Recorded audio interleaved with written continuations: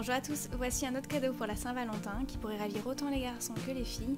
On va utiliser des ronds en métal et des strass Swarovski thermocollants qu'on va appliquer sur des rubans. Pour cela, on va utiliser soit un fer repassé ou un applicateur Hotfix. Donc je vais comparer ces deux outils pour vous dire lequel est le plus efficace. On va voir ça tout de suite en images. Pour réaliser ce tutoriel, vous allez avoir besoin soit d'éléments thermocollants à fixer avec un fer à repasser, ou d'un fer à chauffer avec des strass Hotfix. Ce tutoriel va aussi nous permettre de constater s'il est vraiment indispensable pour ce genre de projet d'utiliser un fer à chauffer Hotfix ou tout simplement un fer à repasser. Il vous faudra aussi des rubans de votre choix, vous pouvez aussi utiliser des billes en tissu. Pour le fermoir du bracelet, vous pouvez utiliser soit tout simplement une perle ou des embouts à vérif avec un fermoir et des anneaux. Pour finir, vous allez avoir besoin d'un briquet, de cure-dents et d'une paire de ciseaux. Placez un chiffon pour protéger votre plan de travail. Je vais mesurer mon tour de poignet et couper le double de ruban. Donc c'est-à-dire que je fais 15 cm de tour de poignet et j'ai pris 30 cm de ruban. Avec un briquet, brûlez les côtés. Mettez un point de repère au milieu du ruban. Donc ici j'ai mis un cure-dent. Donc ce point de repère va nous permettre de centrer la création. Donc ici j'utilise ces strass à coller. Je vais commencer à former la lettre L et vous allez voir, donc là j'ai mis avance rapide mais c'est assez fastidieux à faire, ça prend beaucoup de temps malgré ce qu'on peut penser, c'est assez long à exécuter. Quand je suis satisfaite du résultat, je vais positionner un chiffon par-dessus sans faire bouger les petits strass en dessous et je vais mettre tout simplement le fer repasser par-dessus pendant 30 secondes. A noter, j'ai mis la chaleur au maximum, donc une fois cela fait, normalement ça ne devrait plus bouger. Pour faire la comparaison avec le fer à repasser, je vais utiliser le fer chauffant Hotfix avec son embout plat. L'embout plat est pour les formes de strass qui sont un petit peu spéciales ou tout simplement pour des strass plats. Donc j'ai positionné cet embout directement sur la lettre et je l'ai un petit peu abîmé, donc la prochaine fois je mettrai un chiffon. Et au niveau du résultat, c'est exactement la même chose que le fer à repasser. Donc finalement, pour ce genre de strass là, utilisez tout simplement le fer à repasser. Une fois cela fait, vous allez insérer les deux côtés du ruban dans la perle. Pour insérer la seconde partie, aidez-vous d'un cure-dent.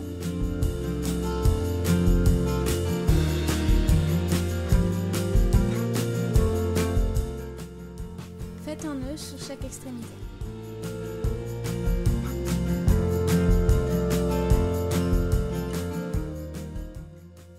Petit conseil avant d'offrir le bracelet ou de le porter, mettez-le de l'autre côté, donc mettez la création vers le chiffon et vous allez aussi repasser sur l'envers de la création pour bien fixer les strass. Voici une seconde version avec un fermoir différent, donc à vous de choisir ce que vous préférez. Donc j'ai mis des embouts griffes de chaque côté du ruban. Et avec des anneaux, je vais attacher le fermoir aimanté. Vous pouvez bien sûr utiliser un fermoir classique.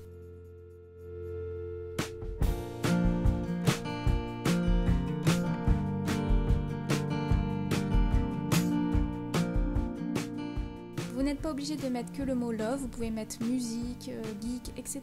C'est en fonction des préférences de votre amoureux ou amoureuse. Et ici, j'ai mis les initiales de mon copain. Vous pouvez aussi customiser un billet en tissu. Voici mes conseils pour la réalisation.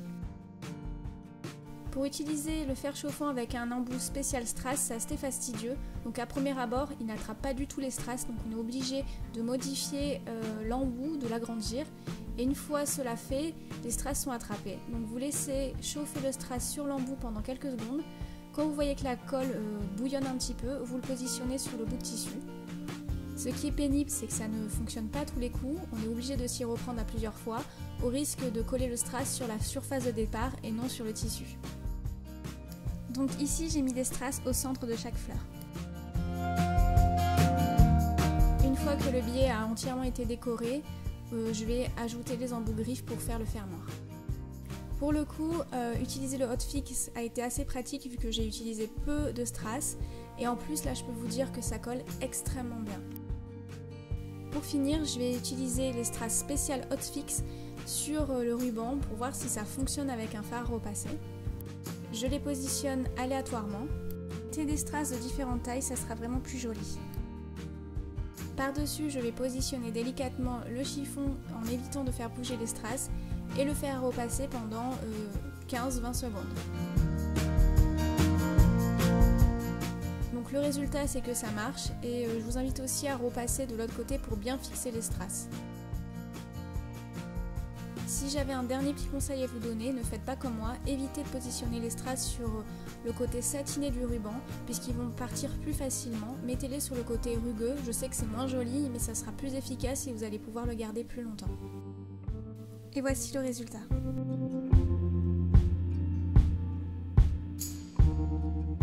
Pour finir, il n'est pas indispensable d'investir dans un fer chauffant hotfix, vous pouvez tout simplement utiliser votre fer à repasser pour faire quelques rubans de temps en temps.